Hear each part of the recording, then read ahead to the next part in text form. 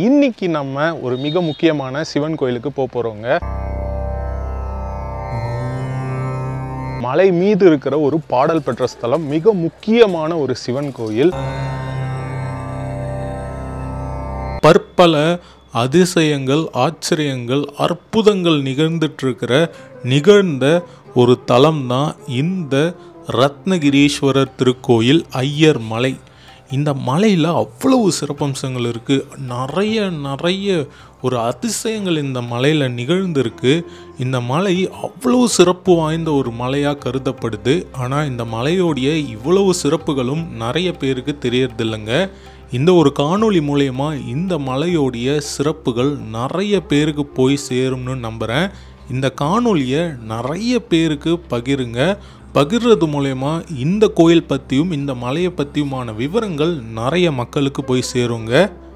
Hi friends, நான் உங்கள் கணேஷ் ராகவ். இன்னைக்கு நம்ம ஒரு மிக முக்கியமான சிவன் கோயிலுக்கு போகிறோங்க. இங்கே கரூர் மாவட்டத்தில் குளித்தலைக்கு பக்கத்தில் ஐயர் மலை அப்படின்ற ஒரு மலைக்கு வந்திருக்கோம். மலை மீது இருக்கிற ஒரு பாடல் பெற்ற ஸ்தலம், மிக முக்கியமான ஒரு சிவன் கோயில். கிட்டத்தட்ட 1100 அடிக்கு மேலே இந்த மலை இருக்குது. அந்த 100 அடிக்கு மேலே தான் வந்து பார்த்தீங்கன்னா 1000 படிக்கட்டுகளை கடந்து நம்ம இந்த சிவன் கோயிலுக்கு போக முடியும். இந்த கோயிலுக்கு போயிட்டு இந்த கோயிலோடைய அனைத்து விவரங்கள், இந்த கோயிலோடைய அழகு, வரலாறு, புராணம், அது அனைத்தும் இந்த காணொலியில் இருக்க போது வாங்க போகலாம். மலை அடிவாரத்தில் இருக்கிற ஒரு மிகப்பெரிய குளம்ங்க. அந்த மலை தான் ஐயர் மலை. ரத்னகிரீஸ்வரர் திருக்கோயில் மேலே தான் இருக்குது. நம்ம போவோம். 1000 படிக்கட்டுகளை கடந்து நம்ம போனோம். இந்த குளத்தில் இங்கே இருக்கிற ஒரு கருப்பசாமி கோயிலில் பூட்டு போட்டுட்டு இந்த குளத்தில் அந்த சாவி தூக்கி போட்டுட்டா எல்லாமே நடக்குமா வேண்டிக்கிறது. அது ஒரு ஐதீகம். படிக்கட்டுகள் தெரியுதா? அந்த இலைப்பாறு மண்டபங்கள் அதெல்லாம் படிக்கட்டுகள் அதெல்லாம் நல்லா தெரியுதுங்க. இது என்ன விஷயம்னா, இங்கே ரோப் கார் வசதியும் இருக்குது. ரோப் கார் போகுது, உங்களுக்கு தெரியுதான்னு தெரியல. நான் ஜூம் பண்ணி காட்டுறேன். தெரியுதுங்களா? மேலே ஏறுறதுக்கு முன்னாடி இங்கே ஒரு மிகப்பெரிய மண்டபம், இங்கே விநாயகர் சன்னதி இருக்குங்க.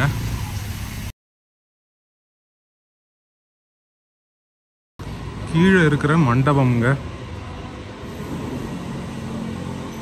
இந்த மண்டபத்தில் ஒரு கோயில் இருக்குது, கருப்பண்ணசாமி கோயில். அங்கே போகலாம். இங்கே இருக்கிற கருப்பசாமி கோயிலில் தாங்க இங்கே பூட்டெல்லாம் இருக்குது பாருங்கள். இங்கே பூட்டிட்டு குளத்தில் போட்டால் எல்லாம் நடக்கும்ன்ற நம்பிக்கை. இப்போ நம்ம கும்பிட்டுட்டு இப்போ மேலே ஏற ஆரம்பிக்கிறோங்க. இந்த 100 கால் மண்டபம் நல்லா பிரம்மாண்டமாக இருக்குங்க. குச்சி எடுத்துக்கிட்டோம். இங்கே குரங்குகள் தொல்லை அதிகம்னாங்க, அதனால குச்சியும் எடுத்தாச்சு. ஏற ஆரம்பிக்கிறோங்க. கடைகள்லாமும் இங்கே கொஞ்சம் இருக்குது. இங்கே ஒரு ஆஞ்சநேயர் சன்னதி இருக்குங்க. புடைப்பு சிற்பமாக ஆஞ்சநேயர் இருக்கார். அவர் வணங்கிட்டோம். நம்ம அப்படியே ஏற ஆரம்பிக்கலாம். 1000 படிக்கட்டுகள். பார்க்குறதுக்கு கொஞ்சம் மலைப்பாக தான் இருக்கும். ஆனால் 1100 அடின்றது ரொம்ப சிரமமானது கிடையாது. ஏறிடலாம். போகலாம். நம்ம நிறைய இலைப்பாறு மண்டபங்கள் இருக்குது. இங்கே பாருங்கள், 3 தூண் மண்டபம். அதில் நந்தி. இங்கே ஒரு பழைய நந்தி. இதுதான் ரோப் கார் வசதி இருக்கிற இடம் போல். சிங்கிள் வே 50 ரூபா, டபுள் வே 100 ரூபா. பாருங்க எவ்வளோ குரங்கு. வாவ். அட்டாக் தான். நீங்கள் ஏதாச்சும் எடுத்துன்னு வந்தீங்கன்னா சாப்பிட. இங்கே கீழே நந்தி இருக்குங்க, நந்தி சிற்பம். இங்கே தொடக்கத்தில் இருக்கிற மண்டபம். இங்கேயும் பூட்டு நிறைய கட்டியிருக்காங்க.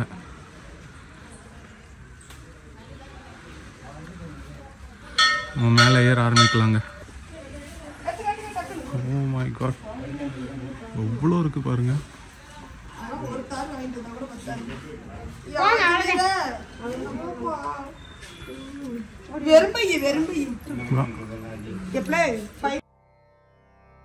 ஐயர் மலை ரத்னகிரீஸ்வரர் திருக்கோயில். இந்த கோயிலானது கரூர் மாவட்டத்தில் அமைந்திருக்கிற கோயிலுங்க. இப்போ நம்ம இந்த மலையை ஏற ஆரம்பிக்க போறோம். இந்த மலை ஏறத்துக்கு முன்னாடி இந்த மலை ஏற்றத்தோடைய சிறப்புகளை நம்ம தெரிஞ்சுக்கணுங்க. இப்போ சாதாரணமா நம்ம கிரிவலம், திருவண்ணாமலையில கிரிவலம் போறோம். அதற்கான காரணங்கள் என்ன அப்படின்னு கேட்டீங்கன்னா, அந்த பௌர்ணமி சமயத்துல அந்த மலையை சுத்தி நம்ம போறது மூலயமா அங்க இருக்கிற மூலிகை, அந்த மூலிகையோடைய வாசம், அந்த காற்று, அதெல்லாம் வந்து நம்ம கிட்ட வர்றது மூலமா நம்மளுடைய உடல் உபாதைகள், நம்மளுடைய ஆரோக்கியம் மேம்படும் அப்படின்றது ஒரு மிகப்பெரிய நம்பிக்கை. அதே போல இந்த மலையிலும் பல மூலிகைகள் இருக்குங்க.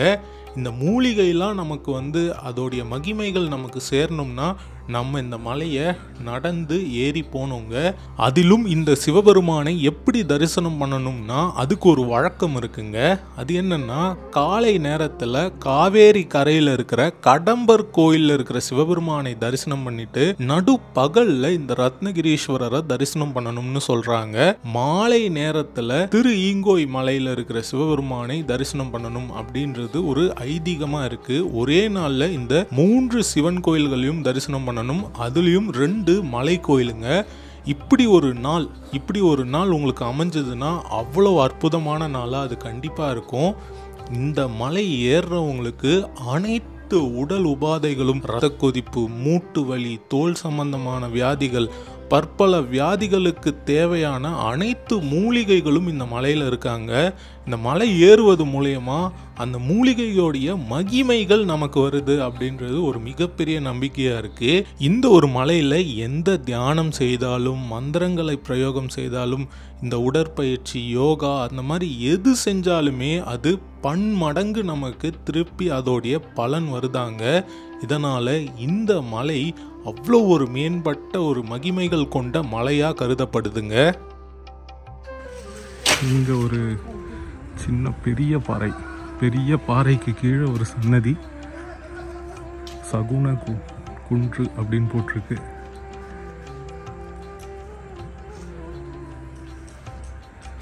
இப்போ எக்கச்சக்கமான குரங்குகள்ங்க, எக்கச்சக்கம். கொஞ்சம் கேர்ஃபுல்லாக நீங்கள் வரணும். நம்ம ஏறி போகிறது தான் வந்து பார்த்தீங்கன்னா பிளான். முடியலன்னா நீங்கள் ரோப் காரில் போகலாம். துர்கை அம்மன்,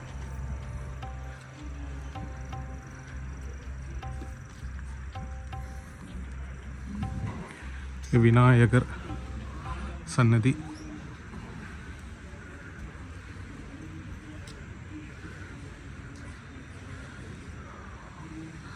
வாவ். அப்படியே நம்ம ஏற ஆரம்பிக்கிறோம்.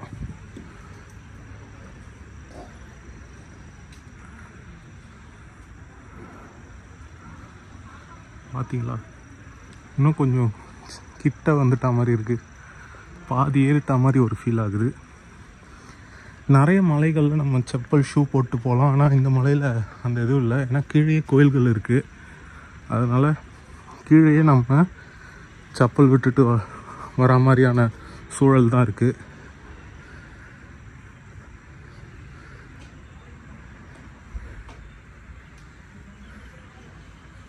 இங்கே ஒரு சன்னதி, ஆனால் என்ன சாமின்னு தெரியல. இங்கேருந்து தாங்க அந்த பழமையான படிக்கட்டுகள் நம்மளுக்கு தெரிய வருது. கண்டிப்பாக இது வந்து பார்த்திங்கன்னா சோழர்கள் அல்லது விஜயநகர ஆட்சி காலத்தில் அட்லீஸ்ட் அந்த பீரியடில் தான் இருக்கும். அவ்வளோ பழமையான ஒரு படிக்கட்டுகள். இதெல்லாம் நம்ம ஏற போகிறோம். நந்தி பார்த்திங்களா, எவ்வளோ அற்புதமாக நந்தி இருக்குது. 2 நந்தியும். நம்ம ஏறலாங்க. நம்ம கரெக்டாக ஏற ஆரம்பிக்க போகிறோம். இங்கே மழை ஸ்டார்ட் ஆகுதுங்க. இங்கே பஞ்சபூத மண்டபத்தில் இருக்கும். இந்த பாருங்கள், 5 தூண்கள் இருக்குது. காஞ்சிபுரம் காளஹஸ்தி, இந்த காளஹஸ்தி, திருஆனைக்காவல், இது 2 சிதம்பரம், திருவண்ணாமலை. நம்ம அப்படியே ஏற ஆரம்பிப்போம்.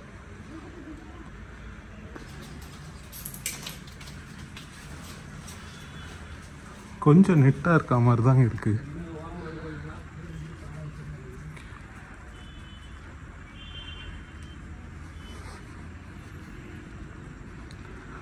நிறைய இலைப்பாறு மண்டபங்கள் இருக்குது.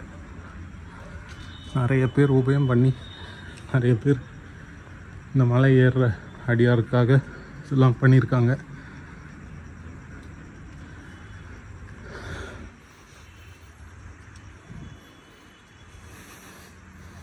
அப்படியே நெட்டாக போகுதுங்க. உங்களுக்கு தெரியுதுங்களா? சூப்பர் நெட் இது. போகலாம் நம்ம.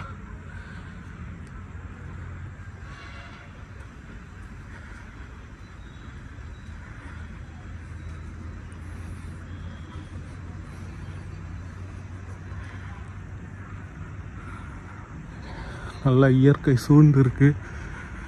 பட் நம்ம மக்கள் எங்கே பார்த்தாலும் இந்த பிளாஸ்டிக் குப்பைகளை போட்டுடுறாங்க. அங்கே தூக்கி போட்டால் யார் போய் எடுக்கிறது இந்த மலையில்?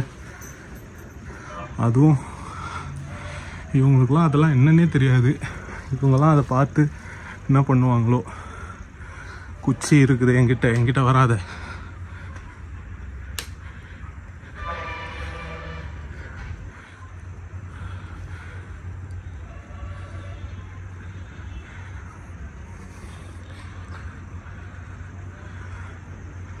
மலை ஏறுறத விட படிக்கட்டுகள் ஏறுறது கொஞ்சம் சிரமமாக தான் இருக்கும். ஏன்னா வந்து இந்த மாதிரி படிக்கட்டுகள் ஏறும்போது இந்த தைஸ் துடைப்பகுதி நல்லா வந்து வேலை செஞ்சு அது சோர்வடையும். அதனால் படிக்கட்டுகள் ஏறுறது சாதாரணமாக படிக்கட்டுகள் இல்லாத மலை ஏறுறதை விட எனக்கு ரொம்ப கஷ்டம். என் நண்பர்கள் சிலருக்கும் அது கஷ்டம்தான். இங்கே பாருங்க, பிராணிகளுக்காக தண்ணீர் தொட்டி. இங்கே ஒரு சன்னதி இருக்கு, என்னன்னு போய் பார்த்துட்டு வருவோம். ஏறிட்டு இருக்கோங்க. இந்த மலை கோயிலில் இருக்கிற சிறப்பம்சம் என்ன அப்படின்னு கேட்டிங்கன்னா, சாதாரணமாகவே நீங்கள் ஒரு விஷயத்தை சாதிக்கும்போது அதில் வந்து ஒரு பெரிய திருப்தி இருக்குங்க. ஓகே, நம்ம ஒரு விஷயத்த ரொம்ப சாதிச்சிட்டோம். இந்த மாதிரி மலை ஏறுறது, இந்த மாதிரி இந்த வெயிட்டை தூக்கி இதை நான் முடிக்கணும், இவ்வளோ கிலோமீட்டர் ஓடணும், அந்த மாதிரி நம்ம ஒரு விஷயத்த நினச்சி பண்ணும்போது அது நம்மளுக்கு ரொம்பவே முடித்தோடனே ஒரு மிகப்பெரிய உணர்வு தரும். அதே மாதிரி சாமி கும்பிட்றதும், சாமி கும்பிட்டா ஒரு திருப்தி கிடைக்கும். இது ரெண்டுமே சேர்ந்து ஒரு இடத்துல கிடைக்குதுன்றது வந்து ரொம்ப சூப்பரான விஷயம். அதனால் நம்மளால் முடியும் போதே இந்த மாதிரி மலையேற்றங்கள்லாம் வந்து நிறைய ஏறி நம்ம பார்த்துடணும். அது என்னுடைய கருத்து. அது ரொம்ப சிறப்பாக இருக்கும். மலை கோயில்கள் நீங்கள் ஏறுறது, ஏறி போய் சுவாமி தரிசனம் பண்ணுறதெல்லாம் அற்புதமாக இருக்கும். அதுலேயும் இந்த ஐயர்மலை கோயில் வந்து ரொம்ப ரொம்ப முக்கியமானது. ஏன்னா இது தேவார பாடல் பெற்ற ஸ்தலம். அதாவது நம்மள மாதிரி நாயன்மார்கள் இங்கே வந்திருக்காங்க. அப்பர் சுவாமி வந்து பாடியிருக்காரு. அந்த இடத்துக்கு நம்ம வந்திருக்கோம். சூப்பர்ல. போவோம், ஏறுவோம். நில்லுங்கண்ணா.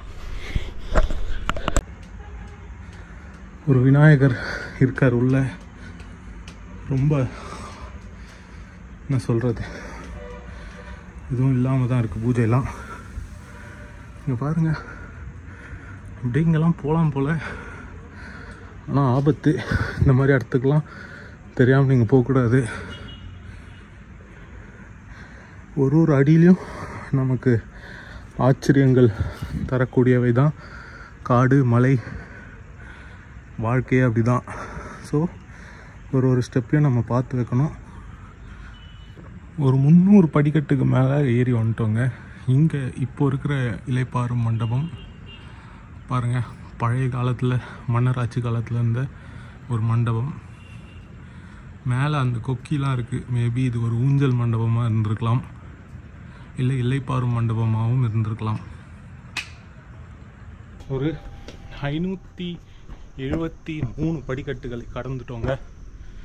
இப்போது இந்த கோயிலுடைய புராண வரலாறு என்ன அப்படின்றது நான் இப்போ சொல்ல போகிறேன். என்னன்னா, ஒரு ஆரிய மன்னர் இங்கே குரங்குகள் அட்டாக் பண்ண ட்ரை பண்ணுதுங்க. ஆரிய மன்னர் ஒருத்தர் வந்து 2 வகையாக இந்த கதையை சொல்கிறாங்க. அவர் வந்து அவருடைய மணிமுடி அவர் அரியானை ஏறணுன்றதுக்காக இங்கே இந்த சிவபெருமான் கிட்ட வர்றாரு. அப்போது அவருக்கு ஒரு ஆணை வருது, இங்கே முன்னாடி இருக்கிற தொட்டியில் நீங்கள் வந்து இந்த காவேரி ஆற்று தண்ணியை ஊற்றி நிரப்பணும்னு. அவரும் ஊற்றுறாரு. நீங்கள் நினச்சி பாருங்கள், இந்த மலையை ஏறி மக்கள் இல்லைனா யார் யார் தண்ணி எடுத்துன்னு வரணுமோ அவங்களாம் எடுத்துன்னு வந்து ஊற்றுறாங்க. பட்டு அது நிரம்பவே இல்லை. அதுக்கப்புறம் கடுப்பாகி அவர் உரை வாள் எடுத்து தூக்கி போடுறாரு. அது சிவன் மேலே பட்டு ரத்தம் வர ஆரம்பிக்குது. அப்புறம் அவர் மன்னிப்பு கேட்குறாரு. சிவபெருமான் அவருக்கு அருள்றாரு. இது ஒரு கதையாகவும், மாணிக்க வியாபாரியாக வந்து அந்த கோ கோ கோ கோ அது ஃபாலோ பண்ணினே இருக்குது.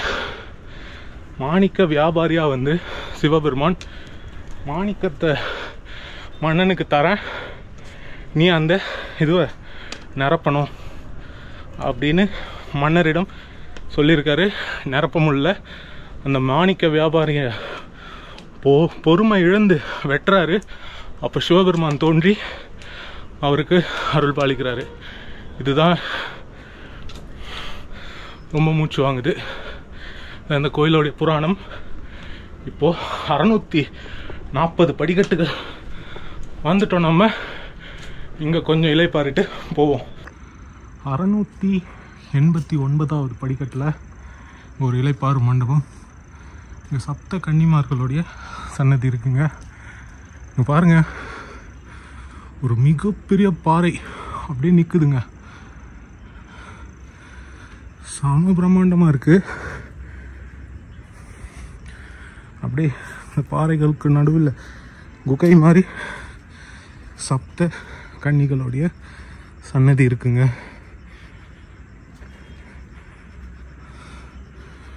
குரங்குகள்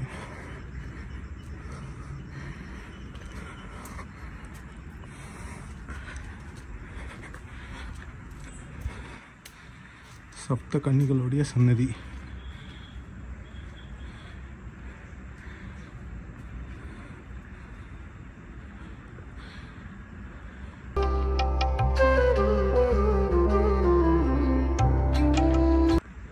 ஆடல் பாடல் கொண்ட வாட்போக்கியை வாடி ஏத்த நம் வாட்டன் தவிருமே. இது வந்து அப்பருடைய தேவார பாடலுங்க. திருவாட்போக்கி அதுதான் வந்து பார்த்திங்கன்னா இந்த ஸ்தலத்தோடைய பெயர். அது வந்து எப்படியோ மருவி ஐயர் மலையாக இந்த மலை வந்து மாறி இருக்குது. திருவாட்போக்கி அதுதான் வந்து இந்த ஸ்தலத்தோடைய பெயர். எவ்வளோ படிக்கட்டுகள் ஏறி இருக்கோம்னா 710 படிக்கட்டுகள் ஏறிட்டோம். போகும் இன்னும் 300 சில்லற படிக்கட்டுகள் தான்.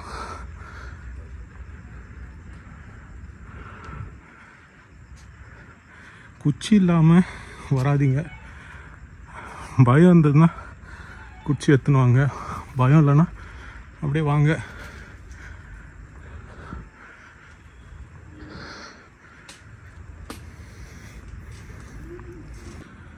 எட்நூற்றி 33 படிக்கு அப்புறமா இங்கே ஒரு விநாயகர் சன்னதிங்க. அப்படியே இந்த இடத்துல படிக்கட்டுகள் நேராக வந்து இந்த படிக்கட்டுகள் ரைட் எடுக்குது. இங்கே ஒரு கோட்டை மதில் மாதிரி ஒரு மண்டபம் இருக்குது. இன்னும் ஒரு 200 படிக்கட்டு தான் ஏறிட்டா நம்மளுக்கு ரத்னகிரீஸ்வரருடைய தரிசனம் கிடச்சிருவாங்க. கோயில் வந்து மதிய நேரத்தில் வந்து இந்த மலை கோயில்ன்றதுனால சாத்துறது கிடையாது, நடை திறந்தே தான் இருக்கும். ஈவினிங் 6 மணிக்கு தான் நடை வந்து சாத்தப்படுது. இங்கே பாருங்கள், ஒரு சின்ன மண்டபம் மாதிரியே இந்த மண்டபத்துக்கு வெளியே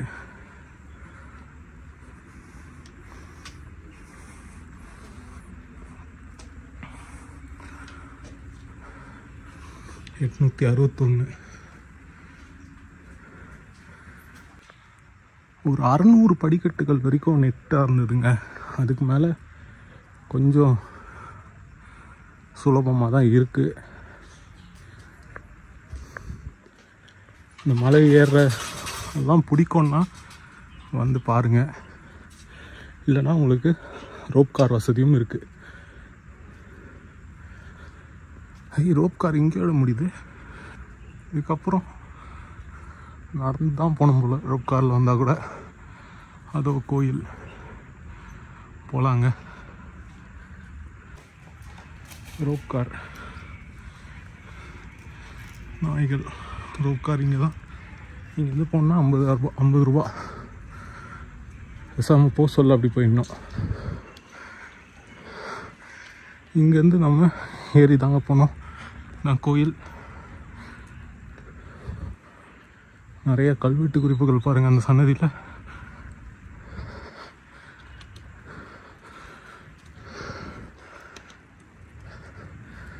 மேலே வந்துட்டோம். இது பாருங்க, குட்டி நாய் செம போஷாக்காக இருக்குது.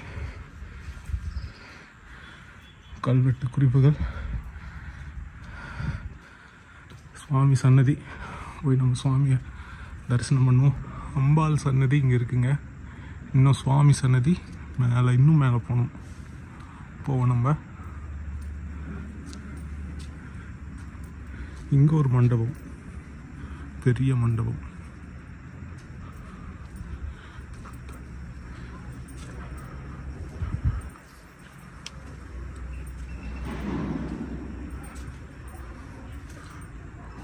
வாவ்.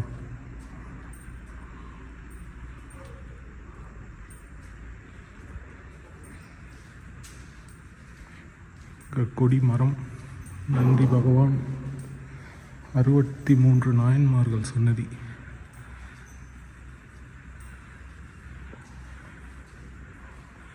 இன்னும் மேலே போனால் சிவபெருமான் இருப்பார் போல.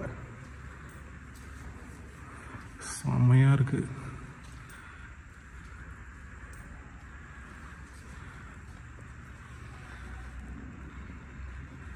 போவோம், நம்ம மேலே போவோம். இந்த மண்டபத்துலேருந்து மேலே ஏறுறோங்க.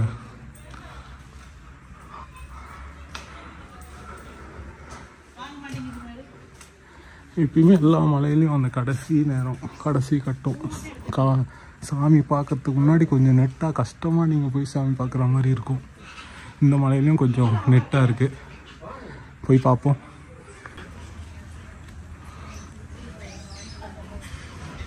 நிறைய குரங்குகள்.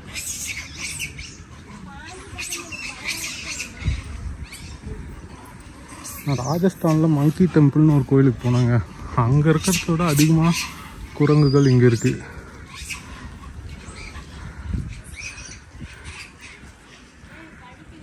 போகலாம். இந்த மலை அவ்வளவு அதிசயம் வாய்ந்த மலை, அவ்வளவு அற்புதங்கள் நிறைந்த மலைன்னு நான் முன்னாடியே சொல்லியிருந்தேன். இது ரத்தின மலை அப்படின்னு ஒரு நம்பிக்கை இருக்குங்க. இங்க இருக்கிற சிவபெருமான் ரத்னகிரீஸ்வரர். நவ ரத்தினங்களும் இங்க மலையா அமைந்திருக்குன்றது ஒரு நம்பிக்கை. மேல மலைக்கு மேல 8 பாறைகளுக்கு நடுவுல 9வது பாறையின் மீது சுயம்பு மூர்த்தியா இங்க சிவபெருமான் இருக்காருங்க. அது ஒரு சிறப்பான ஒரு அம்சம். இந்த ஒரு பகுதியில எங்க தோன்றினாலும், எங்க பூமி கடியில தோன்றினாலும் பச்சை கற்கள், சிவப்பு கற்கள் போன்ற கற்கள் கிடைக்குதாங்க. அது மட்டும் இல்லாம இந்த மலைக்கு மேல காகங்கள் பறப்பதில்லைங்க. அதற்கு காரணம் என்ன அப்படின்னு கேட்டீங்கன்னா, ஒரு சமயத்துல ஒரு ஐயர் அவர் அபிஷேகத்துக்காக இங்க பால் கொண்டு போயிருக்காரு. அந்த பாலை ஒரு காகம் கொட்டிடுதுங்க. அதே நேரத்துல அந்த காகம் எரிந்தும் போயிடுது. அந்த ஒரு சமயத்துல இருந்து இந்த இடத்துல காகங்கள் இந்த மலை மேல பறப்பதில்லை அப்படின்றது ஒரு நிதர்சனமான அதிசயமா இருக்குங்க. தினம்தோறும் 8 கிலோமீட்டர் நடந்து போய் காவேரி தீர்த்தத்தை கொண்டு வந்து தான் இங்க இருக்கிற சிவபெருமானுக்கு அபிஷேகம் செய்யறாங்க. அதுவும் இந்த கோயில்ல நடைபெற ஒரு அதிசயமான விஷயம்ங்க. இன்னும் இந்த மலையை பத்தி சொல்லணும்னா, இந்த மலையில விஷ நாகங்கள் தீண்டினாலும் விஷம் ஏறுவதில்லை அப்படின்னு நம்பப்படுது. இந்த மாதிரி பற்பல அதிசயங்கள் இந்த மலையில் இருக்குங்க. இந்த கோயிலில் இருக்கிற இன்னொரு அதிசயம் என்ன அப்படின்னு கேட்டிங்கன்னா, இந்த சிவபெருமான் மீது ஊற்றப்படும் பால், அந்த பாலானது பச்சை பால் மாலை வரை கெடாமல் இருக்காங்க.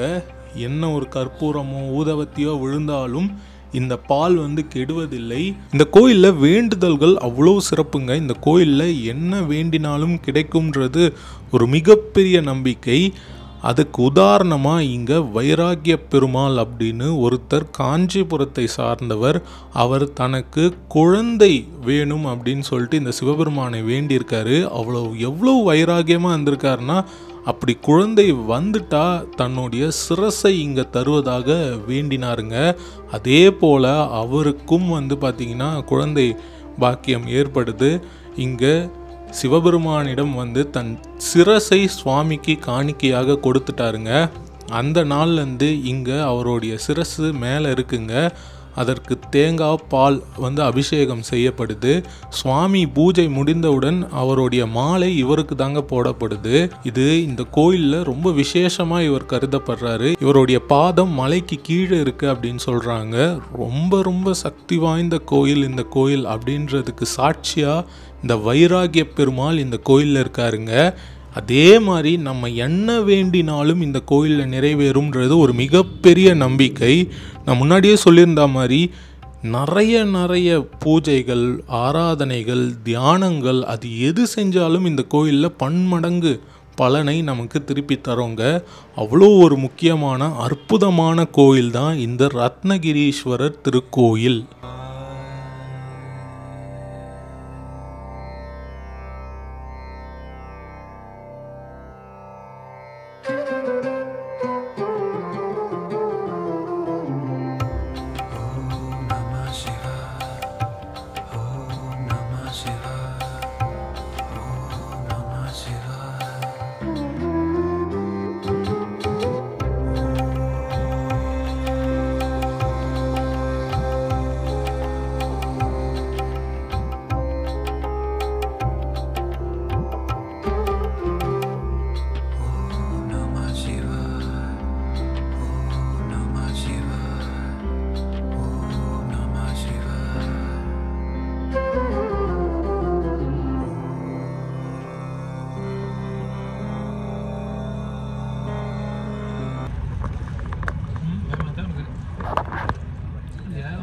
போகும்போது இந்த ரோப் காரில் போகிறோங்க, கொஞ்சம் பயமாக தான் இருக்குது. நான் கொஞ்சம் வெயிட் அதிகம்ன்றதுனால ஒரு பக்கம் சாஞ்ச மாதிரி இருக்குது, ஃபீல் ஆகுது. ஒரு ரோப் காரில் அந்த ஒரு இதில் 2 பேர் போகலாம். கீழே உங்களுக்கு ஆள் வந்தோடனே அப்படியே மேலேயும் எடுப்பாங்க. இப்போ தான் அப்படியே கீழே இறங்க போகுது. கீழே இறங்குது. அருமை அருமை அருமை. நம்ம கடந்து வந்த பாதை சப்த கன்னிகள் சன்னதி. ஃப்ரெண்ட்ஸ், பார்த்துருப்பீங்க, ரொம்ப அற்புதமான ரத்னகிரீஸ்வரர் திருக்கோயில், ஐயர்மலை திருவாட்போக்கி பாடல் பெற்ற ஸ்தலம். 1100 அடிக்கு மேலே இந்த மலை உயரம், 1000 படிக்கட்டுக்கு மேலே நம்ம கடந்து போய் சுவாமியை தரிசனம் பண்ணிட்டு வந்துட்டோம். இந்த கோயிலை பற்றியான முழு விவரங்கள் உங்களுக்கு தெரிய வந்திருக்கும். எங்களுடைய அனுபவங்கள், நாங்கள் மலை ஏறினது, இந்த கோயிலுடைய புராணம், வரலாறு, அது அனைத்தும் நீங்கள் தெரிஞ்சிருப்பீங்க. ஹோப்ஃபுல்லி இந்த வீடியோ உங்களுக்கு பிடிச்சிருக்கோன்னு நினைக்கிறேன். இதே மாதிரி ஒரு பயனுள்ள காணொலியில் இன்னொரு நல்ல கோயிலில் நான் உங்களை சந்திக்கிறேன். Bye from Ganesh Raghav friends. Bye.